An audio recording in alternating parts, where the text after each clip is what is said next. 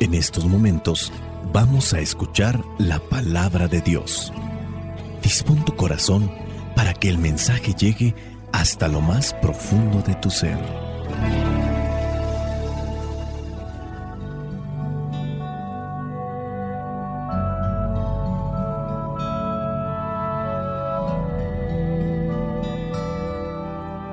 El evangelio que la iglesia nos presenta para este miércoles de ceniza, con el que comienza la cuaresma, corresponde a Mateo, capítulo 6, versículos del 1 al 6 y del 16 al 18. Dice así: no hagan sus buenas obras delante de la gente solo para que los demás los vean. Si lo hacen así, su Padre que está en el cielo no les dará ningún premio. Por eso, cuando ayudes a los necesitados, no lo publiques a los cuatro vientos como hacen los hipócritas en las sinagogas y en las calles para que la gente hable bien de ellos. Les aseguro que con eso ya tienen su premio. Cuando tú ayudes a los necesitados, no se lo cuentes ni siquiera a tu amigo más íntimo. Hazlo en secreto. Y tu Padre, que ve lo que haces en secreto, te dará tu premio. Cuando ustedes oren, no sean como los hipócritas a quienes les gusta orar de pie en las sinagogas y en las esquinas de las plazas para que la gente los vea. Les aseguro que con eso ya tienen su premio. Pero tú, cuando ores, entra en tu cuarto, cierra la puerta y ora a tu Padre en secreto. Y tu Padre que ve lo que haces en secreto, te dará tu premio. Versículo 16 al 18. Cuando ustedes ayunen, no pongan cara triste como los hipócritas que aparentan tristeza para que la gente vea que están ayunando. Les aseguro que con eso ya tienen su premio.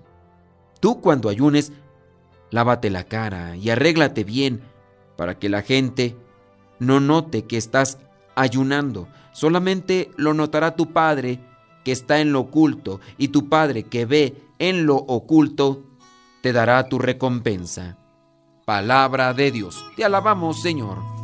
Señor Jesucristo, nuestro divino Salvador,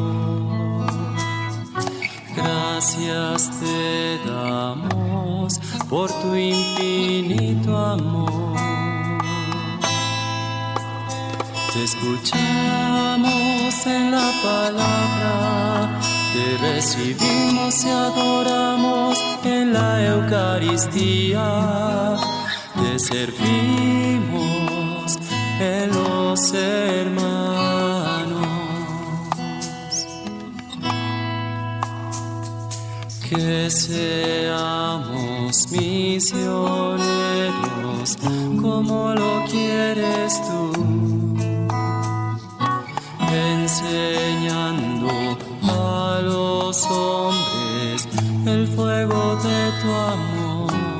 El evangelio que la iglesia nos presenta el día de hoy es sacado del llamado Sermón de la Montaña. El Sermón de la Montaña no solamente son las bienaventuranzas. De hecho, no es el único sermón. En el evangelio de Mateo encontramos varios sermones, pero el pasaje del evangelio del día de hoy está sacado de este sermón que es extenso, llamado Sermón de la Montaña, y quiere ofrecernos este evangelio una ayuda, una orientación, una guía para hacernos entender cómo practicar las tres obras de piedad. Las tres obras de piedad: oración, limosna y ayuno. Y también nos quiere mostrar o enseñar cómo utilizar bien este tiempo de penitencia. La iglesia se preocupa para que nosotros, cristianos, seguidores de Cristo, vivamos bien este tiempo de sacrificio, de penitencia. Tenemos que aprender pues el modo de cumplir estas tres obras de piedad, y que sin duda han cambiado mucho a través de los siglos, según también las culturas, las costumbres de los pueblos y También hablando de la salud de las personas. Hoy las personas, por ejemplo, más ancianas, recuerdan el ayuno severo que se vivía en aquellos tiempos y que era obligatorio de 40 días durante toda la Cuaresma. A pesar de los cambios en el modo de practicar las obras de piedad, queda la obligación humana y cristiana de vivir el ayuno, de compartir nuestros bienes con los pobres, de vivir en contacto con Dios a través de la oración, de saber cómo controlar nuestro ímpetu, nuestros deseos. De ahí el ayuno. Si logro controlar, si logro tener dominio sobre ese impulso natural, puedo tener la esperanza de tener dominio contra una pasión desordenada, contra la tentación que me acosa y que me puede estar llevando al pecado constantemente. Las palabras de Jesús que meditamos en este evangelio pueden hacer sugerir en nosotros también esa creatividad necesaria para encontrar nuevas formas para vivir estas 3 prácticas de piedad tan importantes en la vida cristiana. Jesús en este pasaje habla de 3 cosas: la limosna, la oración y el ayuno. Eran las 3 obras de piedad de los judíos, pero aquí Jesús critica el hecho de que practican la piedad, pero solamente para ser vistos por los hombres. Aquí entendemos que la práctica de estas obras de piedad, de justicia, no se usen como un medio de promoción social en la comunidad. En las palabras de Jesús aparece un nuevo tipo de relación con Dios que se abre para nosotros. Por ejemplo, Él dice: tu Padre que ve en lo secreto te recompensará. Nuestro Señor Jesucristo nos está ofreciendo un nuevo camino de acceso al corazón de Dios. La meditación de sus palabras referentes a las obras de piedad que estamos mencionando podrá ayudarnos a descubrir este nuevo camino. En la medida que tengamos más acceso al Padre, vamos también a tener más acceso a esas gracias espirituales que nos sirven como fuerza que impulsa a realizar las cosas buenas que tenemos que hacer todos los días, aún en medio de nuestro cansancio, y no solamente físico, sino ese cansancio moral, ese cansancio también espiritual que muchas veces viene. Veamos el caso, por ejemplo, de una persona que tiene que atender a un enfermo, ya sea un niño con un problema psicológico o a un anciano con un problema de temperamento. Viene un cansancio, un hartazgo por este tipo de cosas. No tanto es el físico, sino por lo que está sucediendo en su interior con relación al comportamiento del niño, en su caso, si tiene algún problema psicológico o un problema de temperamento, o también como en el caso del anciano, que podría también tener un temperamento arrebatado, colérico, de forma insoportable. Hablando de la justicia, dice ahí en el versículo 1 del capítulo 6 de Mateo: no hagan sus buenas obras delante de la gente solo para que los demás los vean. Hablando de esa justicia, porque acuérdense que estamos llamados a practicar lo que es justo, y lo que es justo es hacer las obras buenas, pero no como una cuestión de promoción personal o promoción social, porque entonces no tiene un mérito, no tiene un valor, no tiene un peso. Lo haces solamente porque te están viendo, y cuando se apague el lente de la cámara no harás absolutamente nada, o cuando no te está viendo nadie no harás absolutamente nada. ¿Cuántas de las veces no nos toca, por ejemplo, llegar a la cocina y encontrar algunos trastes, algunos platos, cazuelas sucias? Y podemos decir: ¿quién dejó aquí esto? ¿Por qué no lo lavaron? Ciertamente podemos más que buscar quiénes fueron los que dejaron ahí estos trastes sucios, podríamos ponernos a lavarlos. Y no solamente ponerme a lavarlos cuando alguien más me está viendo. La intención aquí es la promoción social. No hagas las cosas solamente porque los demás te ven. No hagas las cosas solamente para quedar bien con alguien. Hagamos las cosas como un impulso del corazón para realizar lo justo. Si cuando no te ve nadie o cuando no está encendida una cámara, haces aquello que tienes que hacer, enhorabuena. no tienes por qué sentirte culpable. Si es que en una ocasión te graban o te están viendo, tú haces las cosas, estén o no estén los demás. Y esa es una verdadera justicia. Porque también hay personas, ¿verdad?, que en cierto modo no quieren hacer las cosas porque hay gente que está viendo o hay gente que está grabando con sus celulares. Y como ellos están, yo no voy a hacer absolutamente nada. Se nos habla también de el modo errado de hacer limosna, sea en tiempos pasados como hoy, es el de usar un modo vistoso para ser reconocido y aclamado por los otros. Debo dar limosna, de tal modo que ni yo tenga la sensación de estar haciendo una cosa buena que merece una recompensa por parte de Dios o en su caso un elogio por parte de los hombres.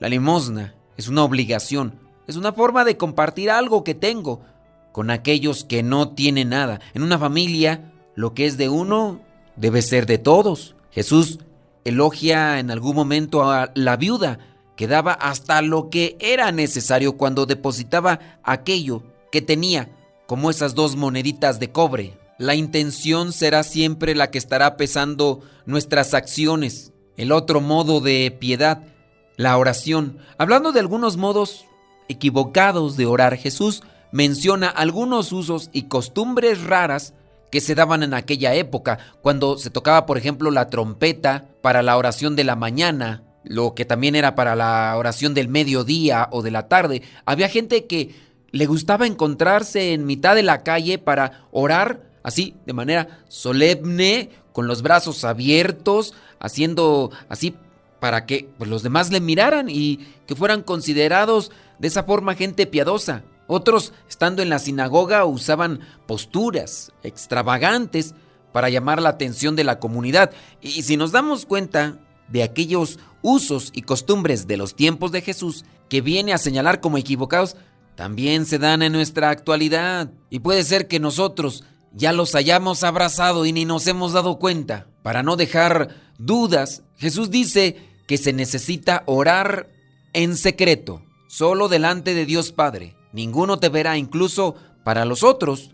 Tú serás alguien que no reza. No es solamente rezar, es el efecto que tiene la oración en nosotros, lo que los demás pueden notar. Habrá personas que se rezan cantidad de oraciones y oraciones, pero en su actitud simplemente no hay un cambio. Jesús oraba mucho en la noche. No sé si recuerdas que después de muchas actividades se iba al cerro a orar. Buscaba esos espacios apartados de la gente también para orar con devoción. Y no le importaba la opinión de los demás. Lo que importa es tener la conciencia en paz y tener la certeza de que Dios es el Padre que me recibe, que me abraza, y no a partir de lo que hago por Dios o a partir de la satisfacción que busco en el hecho de que otros me aprecian como una persona piadosa o una persona que ora. Es la relación que tengo con Dios y el fruto que tengo de esa relación.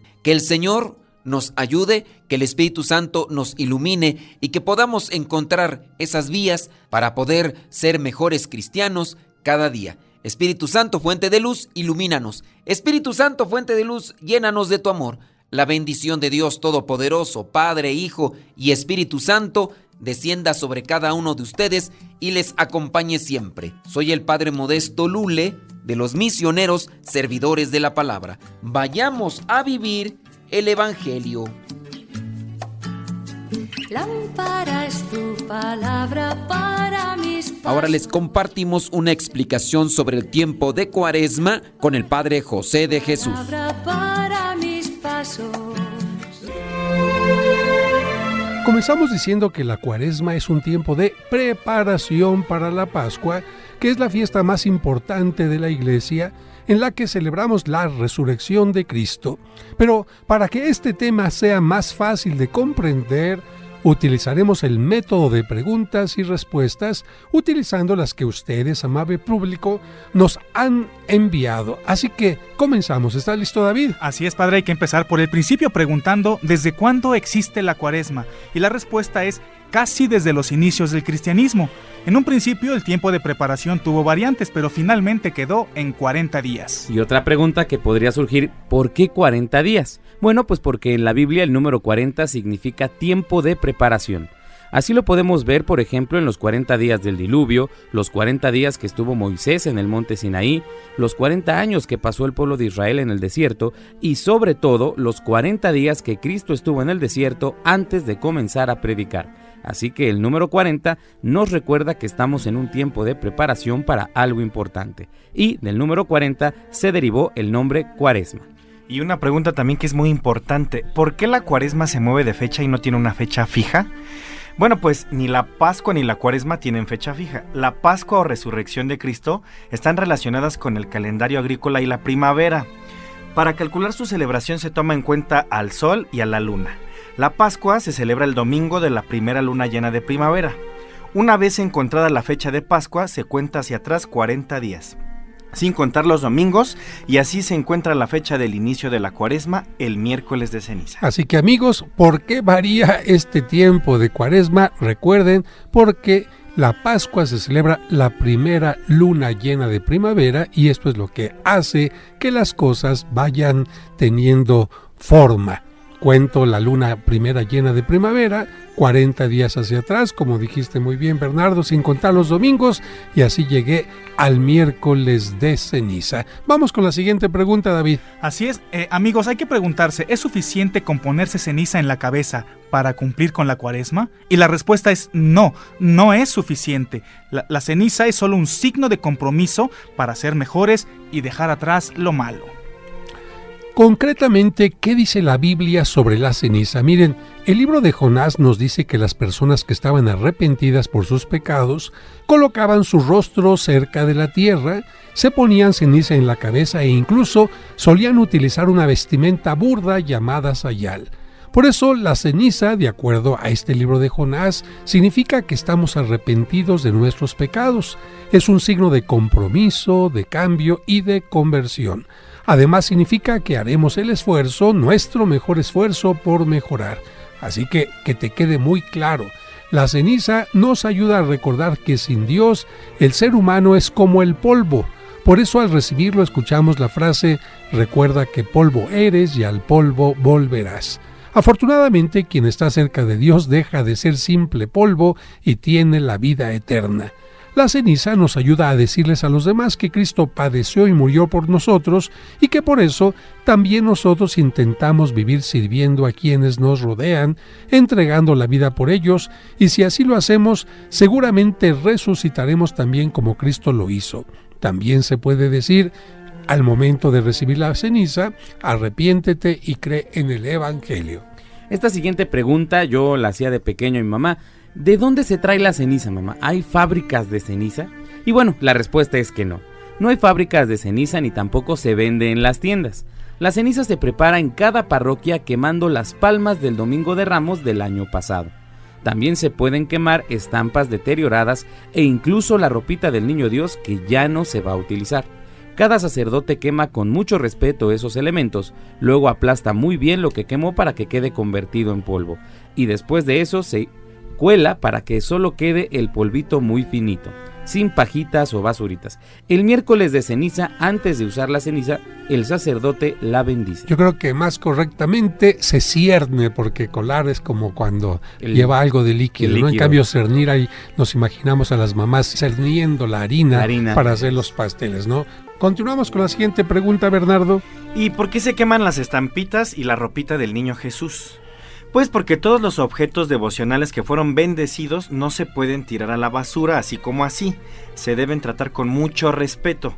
Por eso cuando una estampita se rompió, se dobló, se ensució o simplemente se deterioró, ya no representa dignamente a Dios, a la Virgen o a los santos. Si es una obra de arte se debe restaurar, pero si es una simple estampita o ropa que sirvió para vestir santos y ya no se va a utilizar, se debe quemar y luego sus cenizas se colocan en la tierra. Esto me recuerda a una persona que tiene una Virgen de Guadalupe en su cartera, pero toda llena de mole y de manteca. Pues ya la pobre Virgen de Guadalupe pues olía más a otra cosa que a santidad, ¿no? David, ¿cuál es el color propio de la Cuaresma? Esta pregunta me parece súper interesante, padre, porque otro signo de la Cuaresma es el color morado. Ese color significa preparación, transformación y penitencia. Por eso en las misas lo utilizan todos los sacerdotes, incluso el Papa. La Sagrada Escritura menciona lo siguiente: aunque mis pecados sean como el morado, tú los volverás más blancos que la nieve.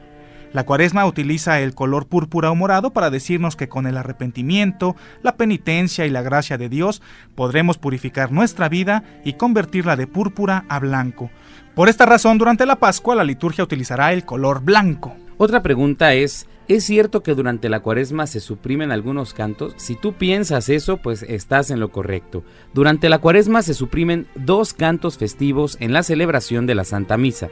El Gloria, que volverá a entonarse hasta la vigilia de Pascua, y también se suprime el canto de Aleluya, que ordinariamente se canta antes de la lectura del Evangelio. En lugar del canto de Aleluya, se canta Honor y Gloria a ti, Señor Jesús. ¿Y para qué se suprimen esos cantos durante la Cuaresma? Simplemente para hacernos entender que la Cuaresma es un tiempo de preparación que nos lleva a una gran fiesta, la Pascua. Los cantos del Gloria y el Aleluya se vuelven a cantar en la celebración de la resurrección de Cristo. Y si se suprimen algunos cantos, pues eso mismo se debe hacer con los adornos y las flores. No es que se prohíban las flores, pero se pide sobriedad y austeridad en la ornamentación. Durante este tiempo de Cuaresma, los altares deberían tener un número reducido de flores y ornamentos para indicar que estamos en un tiempo de preparación, no tiempo de fiesta, tiempo de preparación a la gran fiesta de la Pascua. Y deje explicarle que antes, por esta razón, nadie se casaba o hacía fiestas como bautismos o 15 años durante la Cuaresma, porque las iglesias no podían tener flores. Actualmente, con tantas peticiones de celebraciones de este tipo, bueno, se acepta hacerlas, pero al terminar la ceremonia de 15 años, primera comunión o matrimonio, inmediatamente se deben quitar las flores o adornos y dejar la iglesia en una forma sencilla y austera. Esta pregunta, padre, amigos, también me parece muy interesante. ¿Es cierto que durante la Cuaresma tenemos la obligación de comer pescados y mariscos? Y yo les quiero responder lo siguiente: las personas no somos mejores simplemente por comer pescados o dejar de comer carne.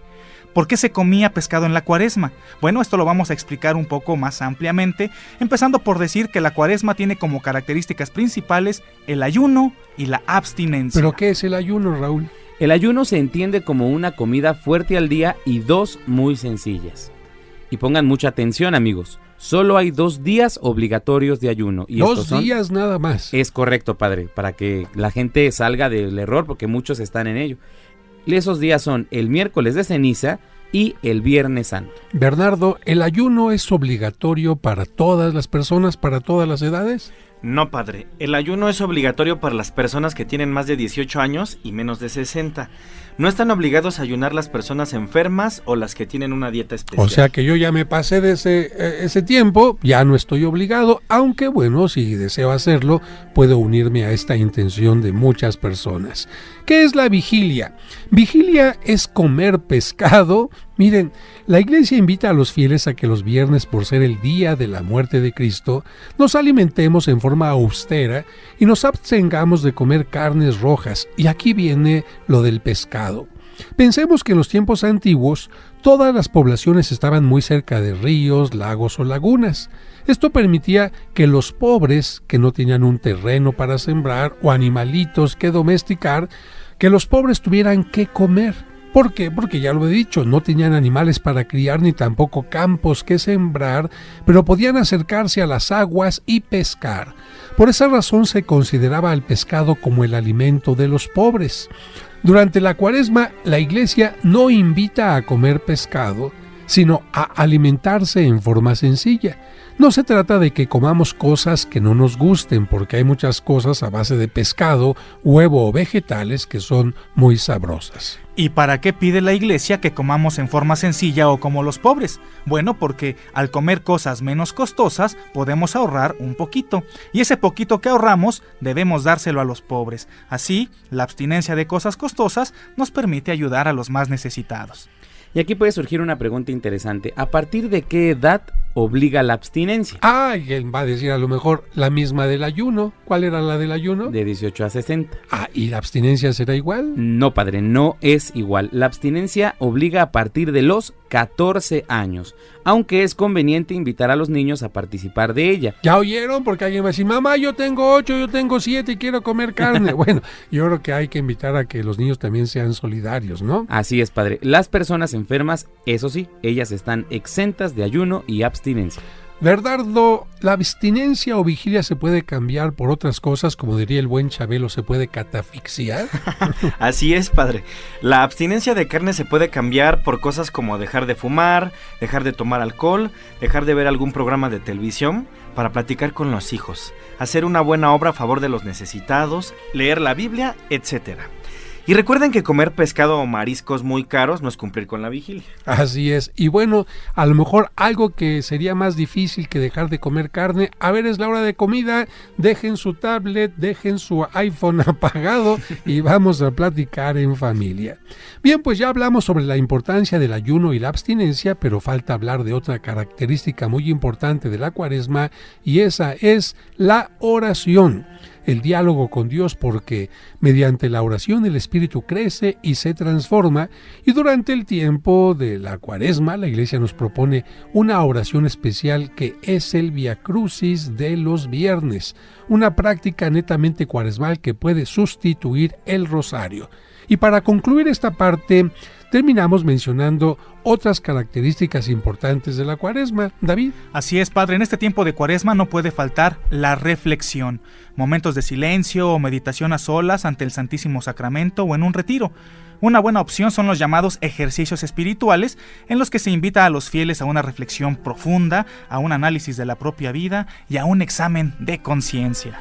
Y otras características de la Cuaresma son el arrepentimiento, la penitencia y el perdón. Por eso se invita a los fieles al sacramento de la reconciliación, y siempre recordamos que durante este tiempo los obispos conceden una gracia especial a todos los sacerdotes para que puedan absolver los pecados que ordinariamente solo pueden absolver los obispos o los sacerdotes penitenciarios, como por ejemplo el aborto. Yo me acuerdo que cuando era niño entraba a la iglesia y de repente veía todas las imágenes cubiertas de color morado. Por eso, una última pregunta. ¿Es obligatorio tapar todas las imágenes de la iglesia con telas de color morado, Bernardo? Bueno, para responderles, les decimos que las imágenes son hermosas y tienen la finalidad pedagógica de acercarnos a Dios.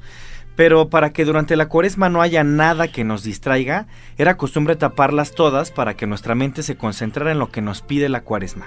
Y además, como una especie de austeridad y penitencia. Si se quitaron algunos cantos y las flores, también el retirar o tapar las imágenes tenía este sentido. Por eso mismo el Viernes Santo, la cruz entra a la iglesia tapada y se va descubriendo poco a poquito para volver a causar admiración. Pero tapar o no tapar las imágenes se ha vuelto algo opcional. Pero miren, para que entiendan mejor esto de tapar y destapar, es como cuando usted deja de ver a su esposa durante 15 días o 3 semanas o un mes porque tuvo algún problema y regresa y la va a ver más despampanante que nunca. Es como si usted también, papá o mamá, está harto de sus chiquillos, pero de repente se le pierde uno y lo vuelve a encontrar después de un tiempo. ¿Cómo lo va a encontrar? Maravilloso. Así que por esta razón el tapar las imágenes para volverlas a descubrir en una forma increíble. Esperamos que con estas ideas todos nuestros radioescuchas puedan vivir mejor el tiempo de Cuaresma. Para las personas que quieren que les llegue el Evangelio hasta su celular es muy sencillo. Ustedes tienen que descargar esta aplicación que se llama Telegram. Ustedes la buscan aquí, le ponen Telegram y va a aparecer. Como yo ya la tengo descargada, pues ya. Cuando se descarga en su teléfono, ustedes tienen que abrirla y colocarle el número de teléfono. Para encontrar el grupo del Evangelio es muy sencillo. Cuando abres la aplicación, en la parte de arriba, aquí donde está esta pequeña lupa, vas a colocar Evangelio MSP. Evangelio MSP, te va a aparecer este grupo. Tienes que colocarle también @Evangelio MSP para que te aparezca el grupo. Le das clic para entrar, te vas a unir al grupo y desde ya puedes recibir todo lo que son los evangelios y oraciones que hemos subido, y todos los días te llegará el Evangelio del día junto con una oración.